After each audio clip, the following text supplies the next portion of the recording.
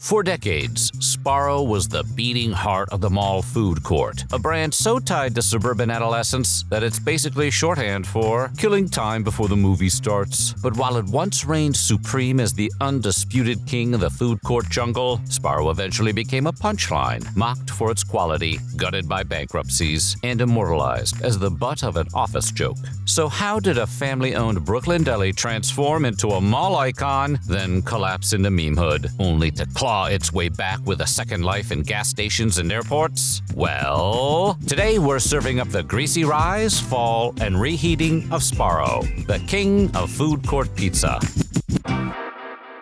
But before we get started, be sure to subscribe to the Weird History Food channel. Then leave a comment letting us know what other 90s mall staples you would like to hear about next. Okay, time for a New York slice.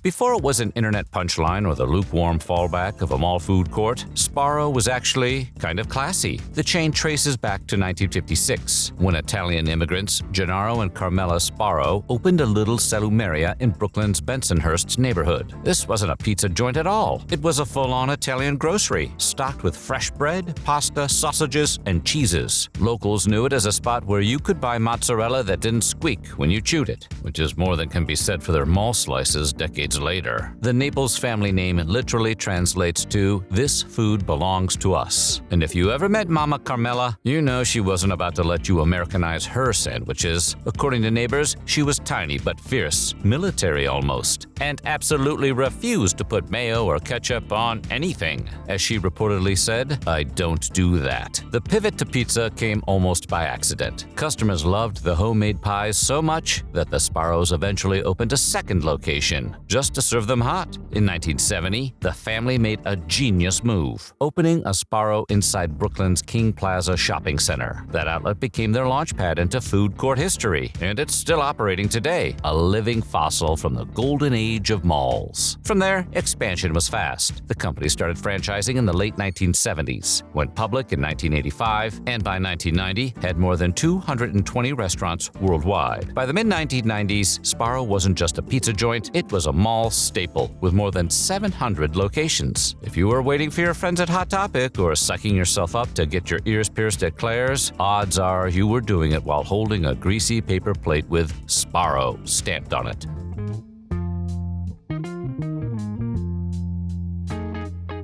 By the 1980s, malls weren't just shopping centers, they were America's climate-controlled town square. Cathedrals to capitalism, where teenagers worshipped at the altar of the Gap, parents sacrificed paychecks at Sears, and everyone communed together under skylights that smelled of Cinnabon. By the early 90s, the U.S. had more than 1,500 malls. At the literal center of it all was the food court. The idea seems modern, but technically, humans have been cramming a bunch of snack options into shared spaces since the Romans built the market of Trajan.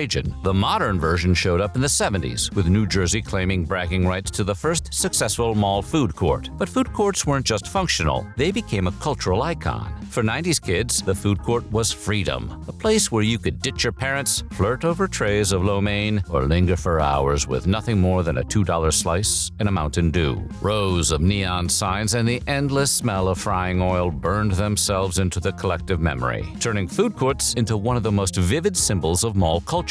Decades later, they remained shorthand for the innocence and chaos of 90s adolescence, equal parts social hub and grease trap. And in this mall ecosystem, Sparrow thrived like an apex predator. The signature XL New York-style slice was the star, often spilling over its flimsy paper plate, backed up by stromboli the size of your forearm, baked ziti, and trays of lasagna. It was all cheap, filling, and strategically positioned between Sam Goody and the movie theater. Other food court tenants sold snacks. Sparrow sold a meal even a teenager could afford. Through the 1990s and 2000s, the company leaned into this identity while expanding beyond malls into airports, highway rest stops, and international markets, which made holding that greasy paper plate stamped with Sparrow not just dinner, it was the unofficial badge of mall independence.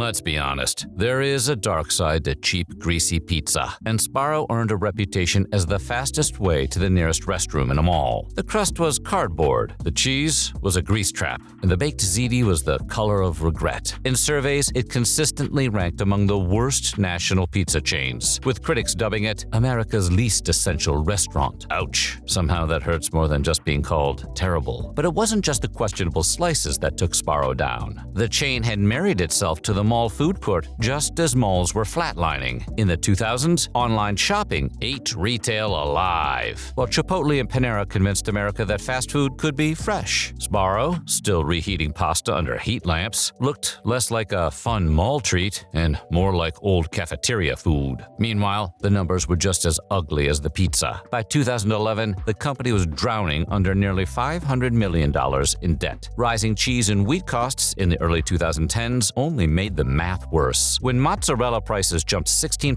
Sbarro's margins melted faster than its cheese. Sales nosedived more than 50% from their early 2000s peak. Even worse, the company filed not one, but 2 bankruptcies in 3 years. The first came in 2011, when Sbarro filed Chapter 11, shut down over 150 locations, and tried to wipe its financial slate clean. But the relief was short-lived. By 2014, the chain filed again, axing another 182 stores and even relocating its headquarters from New York to Ohio, presumably because you can't call yourself a New York slice if you're headquartered in a mall graveyard. At its peak in 2004, Sbarro had more than 1,000 stores around the world. A decade later, it had lost half of them. The truth is, Sbarro just didn't serve bad pizza, it served bad timing. When malls died, it was left clutching the world's saddest slice, and maybe a bottle of Pepto.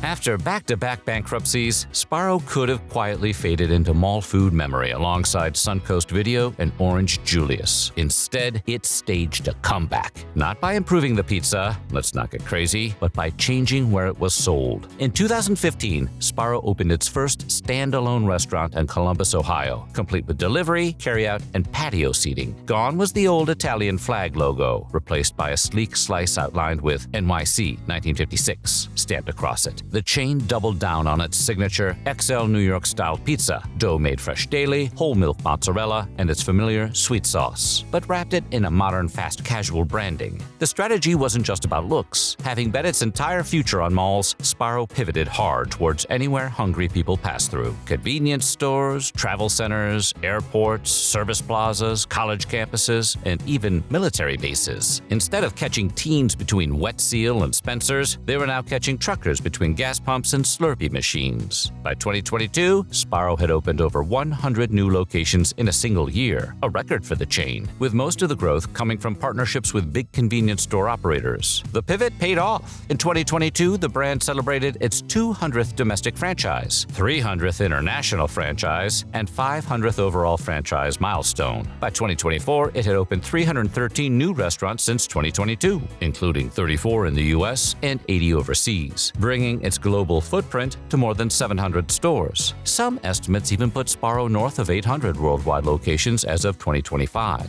That's a carb-loaded comeback. Meanwhile, Sbarro found a strange second life online. The chain became a meme, shorthand for bad pizza and a cultural relic people love to roast. Its most famous shout-out came from The Office, when Michael Scott declared that grabbing Sbarro was his go-to move for authentic New York pizza. That one gag cemented the chain's reputation as uncool, unsatisfying, and unforgettable. Sbarro may never shed its reputation as the sketchy slice under a heat lamp, but it's hard to argue with the numbers. Hundreds of new stores, a fresh brand identity, and a global presence that outlasted most of its mall neighbors. It's a comeback story that proves you don't have to be the best pizza, you just have to be there when people are hungry. From mall relic to gas station road warrior, Sbarro has earned a weird kind of triumph. A second life, fueled by nostalgia, convenience, and the eternal power of pizza. And if you're stranded in an airport at 11:45 p.m., that greasy XL slice isn't just dinner, it's destiny. The eternal comfort of cheap pizza when you've got nowhere else to turn. Mama Carmela would be proud.